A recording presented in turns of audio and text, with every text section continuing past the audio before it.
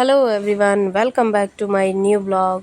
तो सबसे पहले गणपति बप्पा मोरया ये करेंगे। और ये है गणेश चतुर्थी के दिन का, लेकिन एज़ ऑलवेज़ हमेशा की तरह लेट में मेरा वीडियो भी लेट जाता है। तो यहाँ पे ना मैंने सब पूरे दिन का ही मैंने एक साथ ही क्लिप रिकॉर्ड कर ली है, क्योंकि एक एक दिन थोड़ा थोड़ा करके थोड़ा थोड़ा दिखाना तो फिर वो थोड़ा सा बोरिंग भी हो जाएगा। और मेरे पास भी उतना फिर टाइम भी नहीं रह रहा है ना कि मैं हर चीज़ रिकॉर्ड कर पाऊँ और दिखा लूँ। लेकिन फिर भी मैं सोचती हूँ कि जब मैं ब्लॉग बना रही हूँ तो मैं जो जो भी मेरी चीज़ें होती हैं वो सब चीज़ का मैं ब्लॉग बनाती रहूँ। तो यहाँ पे मैं ब्लॉग बना रही हूँ, मतलब हाँ बनता रहता है।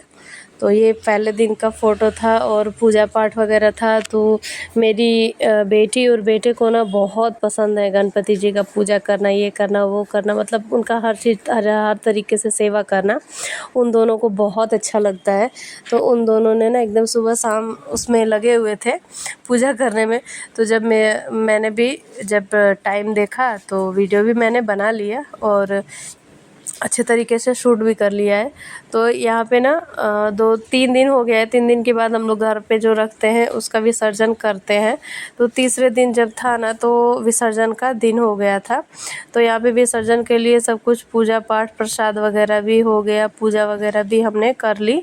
और जिस तरीके से पूजा पाठ हम घर पे करते हैं वही आरती धूप दीप अच्छे से दिखाना, जलाना, भगवान जी से प्रे करना, उनके लिए प्रसाद बनाना और वो सब चीज़ें बना के प्रिपरेशन वगैरह करके उसके बाद से हम लोग यहाँ पे सबको प्रसाद देने के लिए थोड़ा थोड़ा मैंने यहाँ पे ना प्लेट लगा रही थी कि सबके लिए प्लेट्स में लगा दूँ। और यहाँ पे प्रसाद ना सब कुछ बनता है, जैसे आंध्रा में सब प्रसाद बनता है तो जो यहाँ पे बनता है वही मैंने भी बना लिया था प्रसाद में।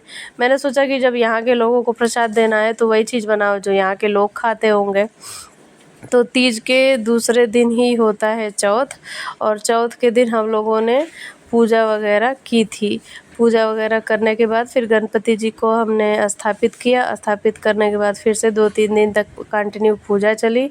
और फिर उसके बाद तीसरे दिन यहाँ पे हम लोग विसर्जन करने के लिए रेडी हो रहे हैं। मतलब हाँ, वो प्रसाद बना रही हूँ मैं सबको देने के लिए कि प्रसाद के साथ साथ गणपति जी का सबको दर्शन भी मिल जाए। और यहाँ पे सब कुछ क्या बोलते हैं, प्रसाद तो रेडी है। फिर मैंने यहाँ पे एप्पल भी काट के उसमें रख दिया। फ्रिज में रखा हुआ था, धुल वगैरह सब कुछ करके फ्रिज में ही रखा हुआ था। तो मैं अपनी बेटी से मांग रही हूँ तो वो स्टाइल मार के नीचे से दे रही है। और उसके बाद से यहाँ पे जब सब कुछ रेडी हो गया, रेडी वगैरह होने के बाद ना मेरा बुग्गू इतना रोया कि गणपति जी नहीं जाएंगे, उन्हें नहीं भेजना है। लेकिन उनका जैसे होता है ना कि हाँ उनको जाना ही होता है तो वो तो जाएंगे। लेकिन बुग्गू को भी हमने बहुत समझाया बुझाया, उसके बाद वो माना। नहीं तो वो सच में बहुत ही रो रहा था। वो उसको बहुत मतलब ऐसा लग रहा था कि गणपति जी से रह नहीं पाएगा उनके बिना, ऐसा हो गया था वो।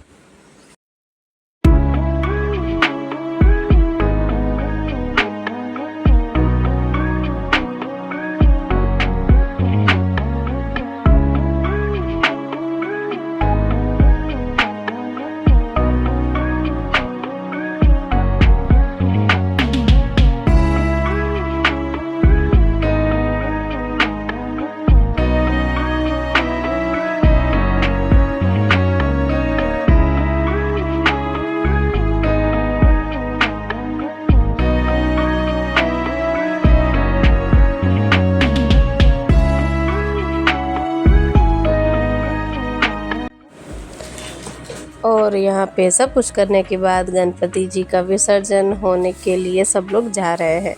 और उसके बाद ना मतलब पहले तो कुछ और तरीके से सोचा हुआ था हमने, थोड़ा सा करेंगे, लेकिन फिर सोचा कि अरे चलो फिर से चलते हैं, क्योंकि टाइमिंग सबका ज़रूरी होता है मैच करना। अगर टाइम है तो ठीक है सब कुछ हो सकता है, अगर टाइम नहीं हो पाता है तो कुछ भी पॉसिबल नहीं हो पाता है। तो यहाँ पे बच्चे अपने खड़े हैं और गणपति जी का विदाई देखने के लिए, लेकिन हमें मन तो नहीं हो रहा था कि हम उन्हें जाने दें। और साथ साथ में शिवी ने छोटा सा क्ले से गणपति बनाया हुआ था, वो भी साथ साथ में जा रहे थे। तो बस बप्पा से यही प्रार्थना है, हमेशा से रहती है कि बप्पा हमेशा घर परिवार सुख शांति से रहे, अच्छे से रहे, जिसकी जो मनोकामना है जितना पॉसिबल हो सके आप पूरा करिएगा, क्योंकि हमारी मनोकामना तो बहुत सारी होती है ना कि हमें ये भी मिले वो भी मिले, लेकिन हम कहते हैं कि जो बप्पा बोलेंगे वही मिलेगा, जो बप्पा कहते हैं वही मिलेगा। तो यहाँ पे फाइनली हमारे गणपति जी जा रहे हैं और ये मिट्टी वाले गणपति जी हैं, तो पानी में ये लोग डाल के फिर उसके बाद मिट्टी वाले हैं तो आराम से गल जाएंगे। तो इसलिए हम लोग हमेशा ही इको फ्रेंडली गणपति जी ही हमेशा लाने की कोशिश करते हैं। तो वही है, और यहाँ पे सब कुछ हो गया, विसर्जन वगैरह भी हो गया। वहाँ पे सब लोग बहुत सारे लोग आते हैं, बहुत ही ज़्यादा वहाँ पे भीड़ रहती है। जहाँ हम लोग विसर्जन के लिए जा रहे थे, घर के जो गणपति जी रहते हैं ना, वही हम लोग वहाँ पे ले जाते हैं विसर्जन के लिए। और आप देख ही सकते हैं कि कितने सारे सब लोग लेके आए हुए हैं गणपति विसर्जन के लिए। मतलब मुझे लगता है कि एरिया के जितने भी गणपति होंगे ना, सब लोग लेके आते हैं विसर्जन के लिए वहीं पे। तो हमारा विसर्जन भी यहाँ पे हो गया आराम से, और हमने अपनी मन्नत भी मांग ली है नेक्स्ट ईयर के लिए, बप्पा को इनवाइट भी कर दिया है। तो नेक्स्ट ईयर भी बप्पा जल्दी से आएंगे।